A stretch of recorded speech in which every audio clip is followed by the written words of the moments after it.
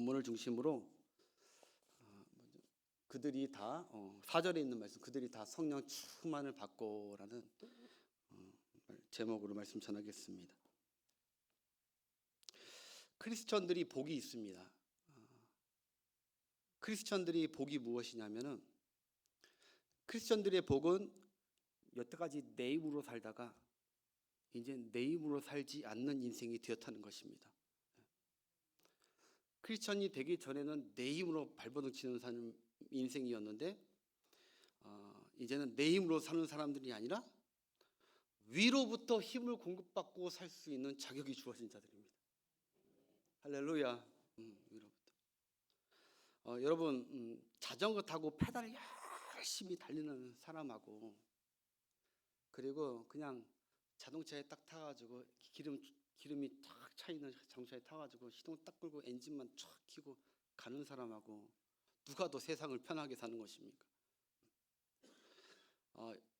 이렇게 얘기하고 싶어요. 예수 믿기 전에는 우리가 아까 오전에도 설교했지만 우리가 아무리 애쓰고 발버둥치고 막 한다고 해서 될 것 같고 막 치열한 싸움과 전투를 하지만, 예수님 믿고 크리스천이 된 후에는 우리가 받은 복은 위로부터 하나님께서 우리에게 능력을 공급해 주신다는 사실이에요.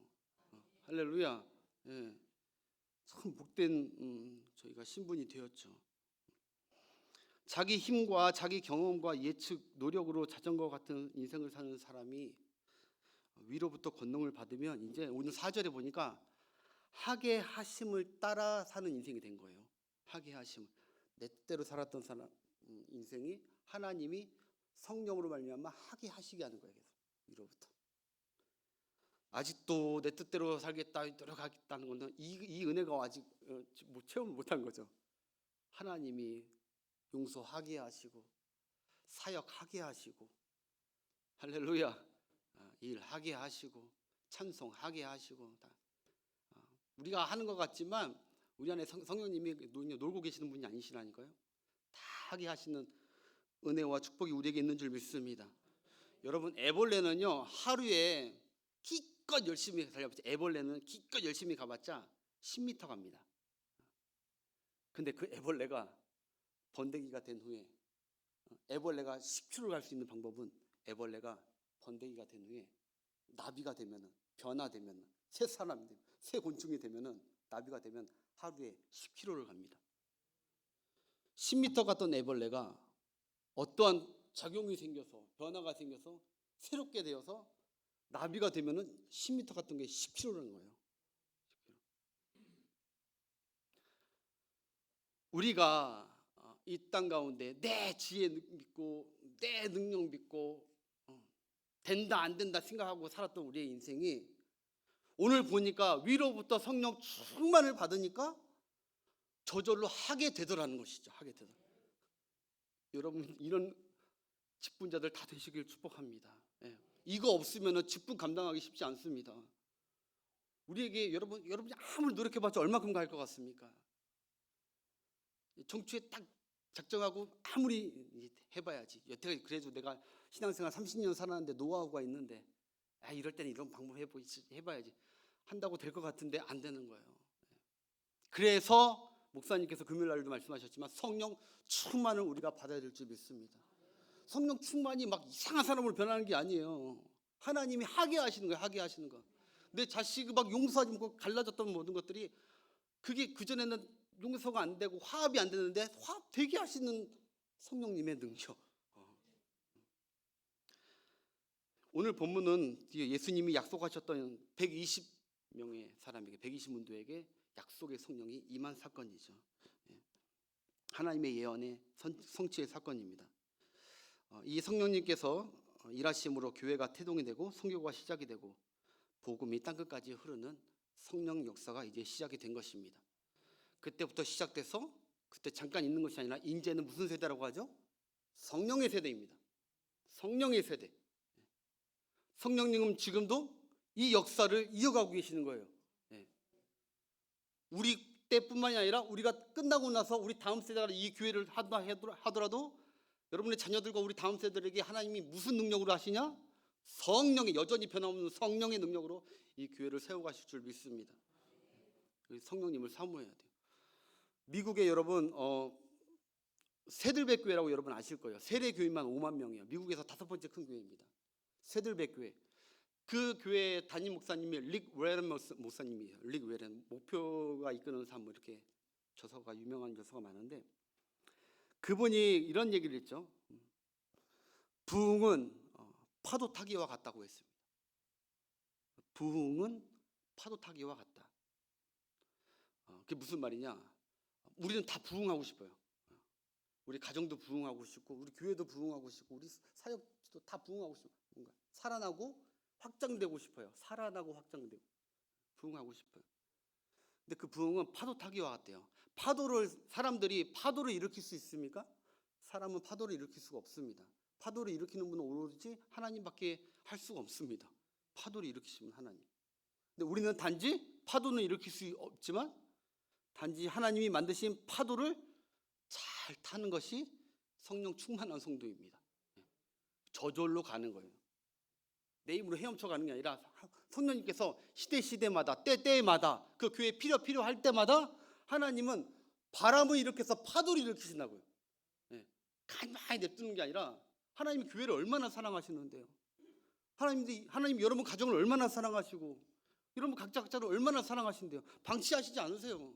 순간순간 때마다 말씀이든 무엇이든 바람을 붑니다. 바람, 성령의 바람. 저는 선교지에 있어봤기 때문에 좀 더 체감이 됩니다. 전혀 일어날 것 같지 않는 상황에서 갑자기 뜨거운 성령이 막 온기가 막 나와요. 울지 않았던 사람이 막 울기 시작하고 그때는 바람인 거예요. 성령의 바람이. 그래서 성령의 바람을 탈 줄 알아야 돼요. 성령의 바람. 여러분 성령의 역사를 바람으로 많이 비유합니다. 바람으로. 오늘도 그 비유했지만 요한복음 3장 8절에도 이런 비유를 해요. 성령. 바람이 임의로 불매 내가 그 소리를 들어도 어디서 와서 어디로 가는지 알지 못하나 성령으로 난 사람도 이와 같으니라. 바람, 성령 그리고 나 이게 세 가지가 거듭남 있잖아요. 우리가 거듭나고 예수 믿게 되고 구원 받은 거는 바람처럼 어디서 와서 어디 갔는지 잘 우리가 모를 수도 있어요. 여호와의 증인이나 이런 사람들은 몇 월 며칠이냐 모를 수가 있는 거예요. 오늘 말씀 보니까. 그렇지만 하나님만 아세요. 근데 우리도 신앙생활 은혜 충만하면 우리도 알죠. 근데 오늘 보니까 성령의 역사 바람하고 비교해요. 바람하고 연결이. 오늘 본문에도 호련히 하늘로부터 급하고 강한 바람 같은 소리가 있었대요. 성령이 임하실 때. 한마디로 성령님과 바람이 밀접한 관계가 분명히 있음을 알게 됩니다. 성령의 역사는 이 바람 타기와 같고 파도 타기와 같은 거예요.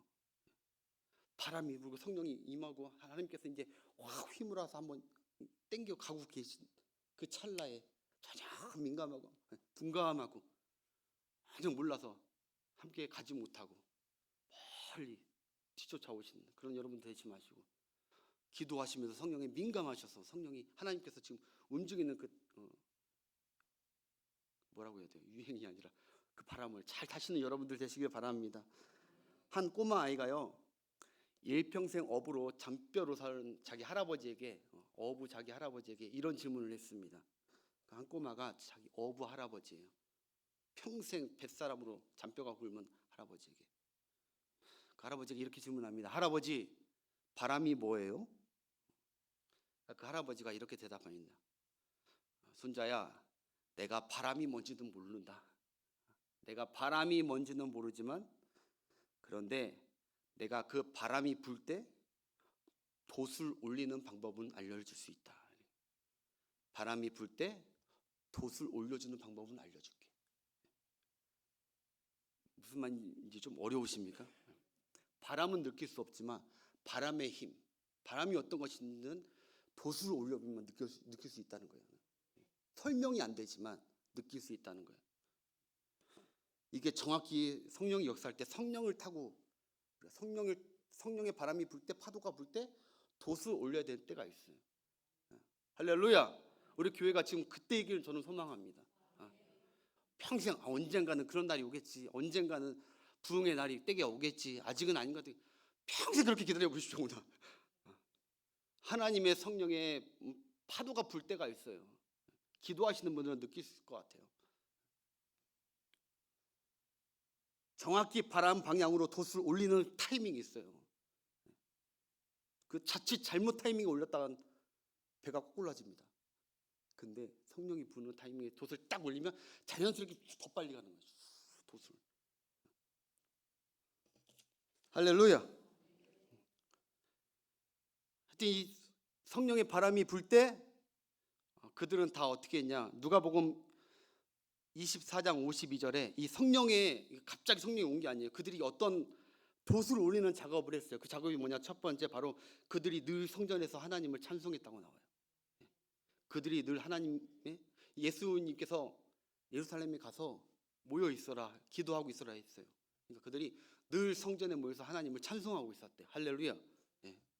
성전에 여러분 이들이 지금 예루살렘에 당당히 갈 때가 아니에요.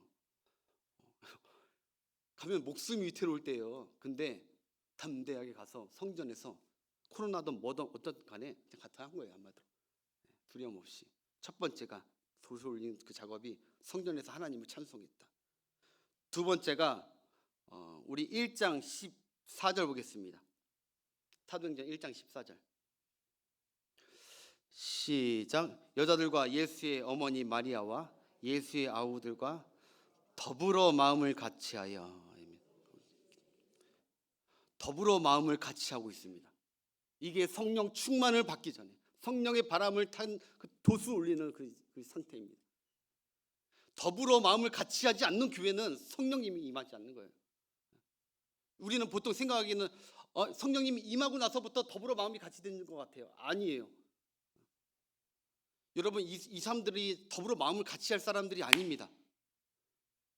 서로 참 베드로는 요한과 야고보는 서로 참 배신자고 저 서로 하려고 했고 과거가 캥기는 사람들 투성입니다. 이거 120명 따져보면 예수님의 아우들도 있었습니다. 4명. 예수님을 형이라고 생각하고 이 메시아라고 생각 안 한 사람들. 어떻게 따지면 믿음 안에서 하나 되기가 쉽지 않은 사람들입니다. 그런데 이들은 성령이 역사하려니까 이런 역사가 일어나는 거예요. 더불어 마음을 같이 했다는 거예요. 네, 두 번째 더불어 마음을 같이 했다. 또 하나 보니까 오로지 기도에 힘쓰니라. 할렐루야. 이게 성령의 바람을 탈 때 하나님께서 곧 부어주실 성령에 우리가 준비되어야 될 자세인 거예요. 할렐루야. 우리 교회가 그런 교회가 되기를 소망합니다. 그냥 저번에 지난 목사님 말씀처럼 깨어 있어야 될 때 깨어 있지 못하고 그냥 누워 있고 그냥 될 대로 되겠지 하고 그냥 그건 믿음이 아닙니다. 하나님께 다 맡기는 믿음이 아닙니다. 하나님 앞에 성령 충만은 내 힘으로 사는 게 아니라 위로부터 권능받아서 이기려고 하시는 여러분 되시길 축복합니다. 그러면 이 얘기만 하고 마치겠습니다. 여러분 이 바람 같은 성령이라고 했는데 오늘 성령이 임하시는 그때 세 가지 외적 요소가 있어요. 세 가지. 바람 같은 성령이 임했습니다. 1절 2절 한번 보겠습니다. 시작. 오순절 날이 이미 이르매 그들이 다 같이 한 곳에 모였더니 호련히 급하고 강한 바람 같은 소리가 있어 그들이 앉은 온 집에 가득하더라. 바람 같은 성령이 그냥 성령님이 오셨다 하면 되는데 바람 같은 성령이 오셨다는 거예요. 여기서 말하는 바람은 그냥 우리가 그냥 볼을 간지럽히는 살랑살랑한 바람을 얘기하는 게 아닙니다. 아주 급하고 강한 바람이 마이크 소리가 확 나오듯이 태풍 같은 바람이 온 거예요. 왜 하나님은 성령의 바람처럼 임하실까요?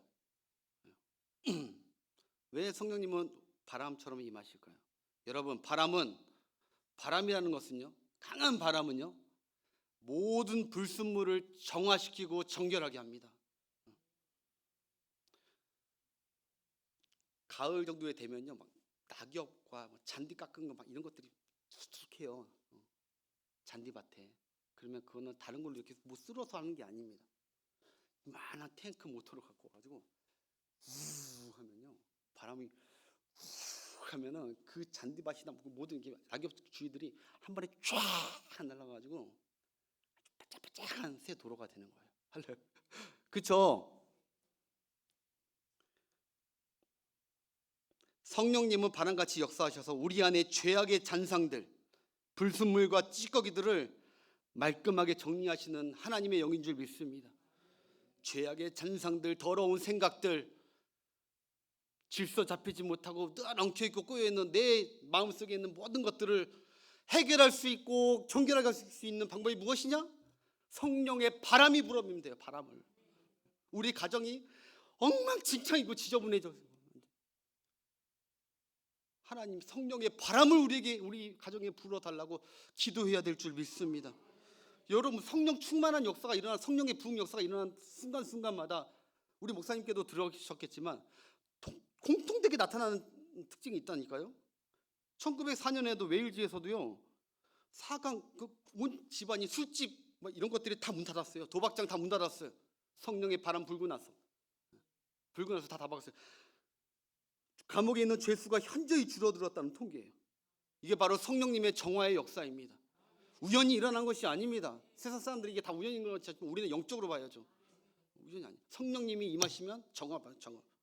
1995년 미국 플로리다주에서도 순복음 집회에서 뜨겁게 기도하고 그때 플로리다주에서 했더니 마약, 간통, 동성애 범죄율이 단 1년 만에 18% 감소했습니다. 이게 우연입니까? 절대 우연이 아니죠. 플로리다주에서 18%가 감소했어요. 범죄율이. 범죄한 탁한 공기가 그 도시든 우리의 심령이든 우리 교회든 우리 사회 어디 곳이든 범죄한 탁한 공기가 성령의 맑은 공기로 정화된 사건입니다. 여러분, 성령 충만 사모하시길 바랍니다. 네, 사모하셔야 돼요. 여러분, 요새 내 자신을 보면은 참 성령의 바람이 필요하다고 생각 안 드십니까? 잡생각과 여러 가지 생각과 하나님 기뻐하지 않는 생각들이 복잡한 것들 투성이. 그럴 때 뭐 답은 어떻게 하겠습니까? 한번 하나님이 기억이 잃어버릴 정도로 하나님과 한번 와서 금요 예배 때 와서 부르짖으면 그런 은혜가 있을 줄 믿어요.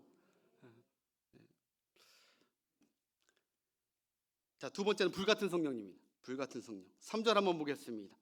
시작. 마치 불이 혀처럼 갈라지는 것들이 그들에게 보여 하나씩 임하여 있더니. 아멘. 또 두 번째 성령의 외적 현상이 불 같은 성령님이 임하셨다는 거예요. 불은 구약에서 하나님의 임재를 뜻합니다. 아브라함 언약 때도 불이 임했고 호렙산 떨기나무에서도 불로 하나님께서 임재하셨고 십계명에서도 불로 하셨고 불기둥 사건 그리고 엘리야의 간절한 기도에서도 불로서 응답하십니다. 하나님의 임재는 불입니다. 성령 하나님이 불이 혀같이 갈라지며 각 사람 머리에 임한 것을 서로가 목도했다고 합니다. 여러분, 하나님은 거룩하십니다. 그래서 거룩하고 빛 대신 주님 앞에 어두움은 태워지고 물러갈 수밖에 없는 줄 믿습니다. 하나님은 불이십니다. 불은 태우는 역사예요. 태우는 역사. 우리 심령의 죄악들이 태워져야 됩니다. 네, 태워져요. 성경에서 보니까 이사야의 입을, 그 더러운 입을 태운 것은 하나님의 불이었습니다. 소돔과 고모라를, 그 죄악의 그 도성을 다 태운 것은 불이었습니다. 우리 안에 모든 죄의 잔상을 태우는 역사, 성령께서 불로써 임하시면 역사가 일어날 줄 믿습니다. 우리 안에 모든 정욕과 육신과 안목과 이생의 자랑, 가득가득 찬 더러운 죄를 남김없이 태워서 우리 교회가 하나님 앞에 정결하고 거룩한 하나님의 거룩한 도성의 교회가 되기를 축복합니다. 마지막으로 남구 방언의 성령님입니다. 4절 보겠습니다. 4절 시작. 그들이 다 성령의 충만함을 받고 성령이 말하게 하심을 따라 다른 언어들로 말하기를 시작하니라. 아멘. 이것도 굉장히 획기적인 사건이죠. 여러 가지 사건인데 이 언어가 갑자기 다 통일된 거예요. 바벨탑 사건 이후로 다 분리되고 나눠졌던, 서로가 서로를 이해할 수 없고 소통할 수 없었던 그 모든 것이 성령의 임재로 말미암아 한 언어로 통일이 돼 버린 거예요. 성령의 사역의 이게 요점입니다. 성령께서는 항상 뭐 이렇게 갈라지는 사역을 안 하십니다. 그건 디아블로 사탄의 사역이지, 갈라지고. 근데 성령은 항상 모으고 하나 되고 합해지는 사역을 하시는 것이 바로 연합하는 사역을 하시는 것이 성령의 사역인 줄 믿습니다. 오늘 이 부분도 하나가 됐다, 모였다는 거예요. 여러분, 지금 모든 교회나 여러분의 가정의 부부 사이나 자녀 사이나 어떤 모든 관계에도 다른 것이 문제가 아니라 언어가 안 통해서 지금 소통이 불통되는 것이 아니라 서로 담이 있습니다. 담이. 아들도 부모들도 부모와 자식 간에 부모들이 터치하는 걸 원치 않습니다. 선을 딱 그어버렸습니다. 어느 가정 하나 선을 그어버립니다. 단절을 시켜버립니다. 너는 너고 나는 나라는 거예요. 엄마는 엄마, 아빠는 엄마, 아빠고 나는 나예요. 가정도 그렇고 심지어 가슴 아프지만 교회에서도 단절입니다. 더 이상 거기까지만 하고 침범하지 말라는 겁니다. 부정할 수 없는 사실입니다. 우리 교회 뭐 그렇다고 하는 게 아니라 한국 교회가 지금 그렇다는 거예요. 목사님들 얘기 들어보면 우리는 선을 긋기에 굉장히 익숙합니다. 어디 모임에 가면은 융합하고 하나 되려는 마음이 아니라 선을 그어버립니다. 딱 몇 번 지내다가 선을 딱 그어버립니다. 우리 학교 다닐 때 짝꿍 서로 안 보게 이렇게 책받침 놓고 선 그었듯이 보면 선을 그어버립니다. 우리 주위에. 근데 성령 충만이 임하면 우리 교회가 하나가 되길 주님이 원하실진데 할렐루야. 하나님이 우리 교회가 막 다 갈라지길 원하실까요? 당을 다 조각 퍼즐처럼 다 갈라지고 하나님은 우리 교회가 하나 되기를 원하실 줄 믿습니다. 그러기 위해서 뭐가 필요합니까? 성령의 역사가 필요한 거예요. 하나 되게 하시는 성령. 모든 갈라진 것, 막힌 것들을 다 부실 수 있는, 그래서 다 융합하고 연합시키고 하나님의 영광을 위해 한 공동체로 세울 수 있는 역사는 다른 누군가 할 수, 능력 많은 목사가 하는 것이 아니라 오직 성령님만이 가능하십니다. 그렇기 때문에 여러분 말씀 마치겠습니다. 우리 아까 불렀던 찬양 한 장 더 하고 그 찬양 한 다음에 우리 한번 뜨겁게 한번 기도하고 마치길 원해요. 금요일 날도 여러분 오셔서 계속 기도하고 계속 우리가 성령 충만에 집중하셔서 우리가 역사하는 것이 아니라 내 힘으로 막 뭔가를 하는 것이 아니라 저도 마찬가지로 성령님께서 어떻게든 도와주셔서 내 능력, 사람의 능력, 내가 뭐 했다고 막 자랑하고 막 이런 교회는 꿈도 꾸고 싶지 않습니다. 내가 이랬다고 제발 우리 성령님께서 좀 간섭해달라고 함께 기도하는 우리 공동체가 되길 소망합니다. 예, 우리 다시 한번 박수 치시면서 아까 얘기했듯이 우리 힘으로 사는 게 아니에요. 위로부터 권능을 받아야 돼요. 여러분 이제 한 주간 동안 승리할 수 있는 줄 믿습니다. 네, 박수. 성령이여 임하소서.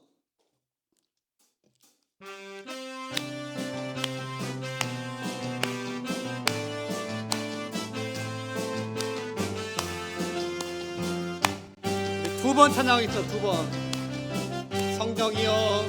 성령이여 임하소서. 메마른 나의 심령 위에 주님의 은혜 담비 내려 나 흠뻑 덮쳐주옵소서. 아멘. 주의 권세 주의 능력 지금 시간 임하셔서 악한 권세 못 깨뜨리고 주님 나라 임하소서.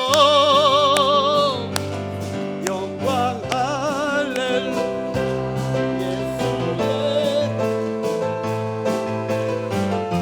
예수의 구원이 되시네. 할렐루야. 예수의 이름이 능력되네. 소망이 되시. 성령이여 임하소서. 성령이여 임하소서.